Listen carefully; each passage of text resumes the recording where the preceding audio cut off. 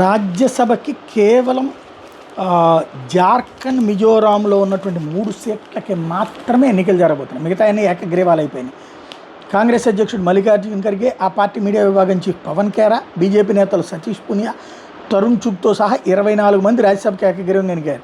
గురువారం నామినేషన్ల పరిశీలన ముగిసిపోయింది. ఈ స్థానాలకి బరిలో ఒక్కొక్కరు మాత్రమే బరిలో ఉండడంతో వీళ్ళు ఎన్నికైనట్టు ప్రకటించారు. ఇందులో ఎన్డీఏకి 19 దక్కినాయి. అదే సందర్భంలో 5 సీట్లను కాంగ్రెస్ అభ్యర్థులు గెలుచుకున్నారు. విజేతలకు రిటర్నింగ్ అధికారులు ధృవీకరణ పత్రాలను కూడా ఇచ్చేశారు.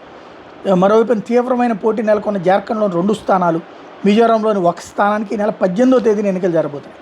కర్ణాటకలో కాంగ్రెస్ చీఫ్ మల్లికార్జున ఖర్గే, పార్టీ ప్రధాన కార్యదర్శి మన్సూర్ అలీఖాన్, పవన్ ఖేరాతో పాటు బీజేపీ నేత ఎం నాగరాజే గెలిచారు. మధ్యప్రదేశ్లో కాంగ్రెస్ అభ్యర్థి మీనాక్షి నటరాజన్ నామినేషన్ తిరస్కరణతో సుప్రీంకోర్టుకు వెళ్ళినప్పటికీ అక్కడ 3 సీట్లు కూడా బీజేపీ అభ్యర్థులు తరుణ్ చుగ్, రజనీష్ అగర్వాల్, మహేష్ కావత్ గెలిచేసినట్టు రిటర్నింగ్ అధికారి ప్రకటించేశారు. గుజరాత్లో బీజేపీకి చెందిన రాజుభాయ్ శుక్లా, మాన్సిన్ పర్మార్, ముఖేష్ భాయ్ రద్వా, జితేంద్ర కంజారియా, ఆంధ్రప్రదేశ్లో టీడీపీ చెందిన భాష్యం రామకృష్ణ, చింతకాయల విజయ్, సానా సతీష్ బాబు, జనసేనకు చెందిన లింగంనేని రమేష్ గెలిచారు. రాజస్థాన్లో బీజేపీకి చెందిన అల్కా గుర్జార్, సతీష్ పునియా, కాంగ్రెస్ అభ్యర్థి నీరజ్ దాండి, మేఘాలయలో నేషనల్ పీపుల్స్ పార్టీ నేత జేమ్స్ కే సంగ్మా, మణిపూర్లో బీజేపీ రాష్ట్ర అధ్యక్షుడు అధికారి మయూమ్ శారదాదేవి విజేతలుగా నిలిచారు.